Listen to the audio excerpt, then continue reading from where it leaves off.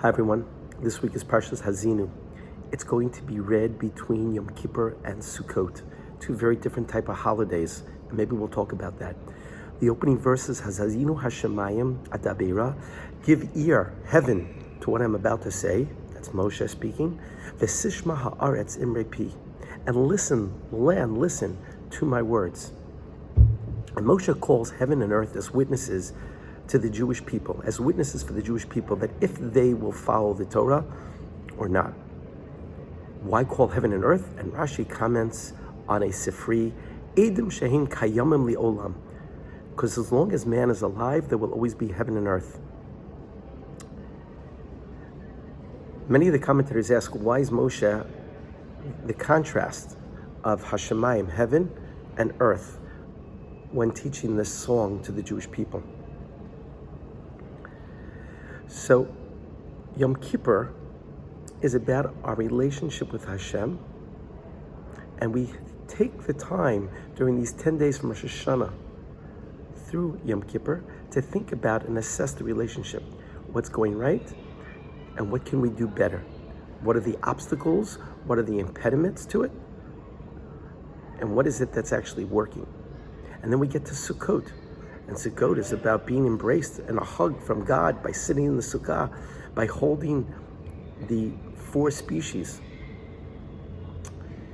But I want to offer an insight of a personal nature. Often, when we hear the words of Torah, it's in Shemayim. We have these lofty, lofty, lofty goals. But yet, we live in the earth. And it's where the rubber meets the road, where it's not always easy to take those lofty goals that we talk about and learn about and bring it into our daily lives. My wife and I were blessed with a grandson, and we ended the year with a healthy grandson. We were in Yerushalayim, we were in Jerusalem and Israel for 3 weeks with our children and grandchildren. And then we come back to America, and we're visited with a flooded basement. And we're still dealing with the repercussions of that. And it's been bothering me that it's only stuff, and that it's an atonement from God. It's only money. No one is sick. I don't have to be sent out of the house. And it's aggravating, but nonetheless, it's exactly what I need, because it comes from God. And so I am thinking about my relationship with God, and one of the things that I'm upset about is I understand intellectually that it's just stuff, and that it's a kapara from God, and I appreciate it. I'd rather have my money taken from me than, God forbid, someone getting sick. But yet, it's hard for me to internalize it, to really live it and feel it. V'sishma haaretz, to actually take those lofty goals of heaven and bring it down to earth, where the rubber meets the road. I was speaking to one of my son's friends in the yeshiva in Israel, who was talking about having a little baby. And he said, it's kind of funny, I'm trying to feed the baby the bottle, and they keep swatting it away.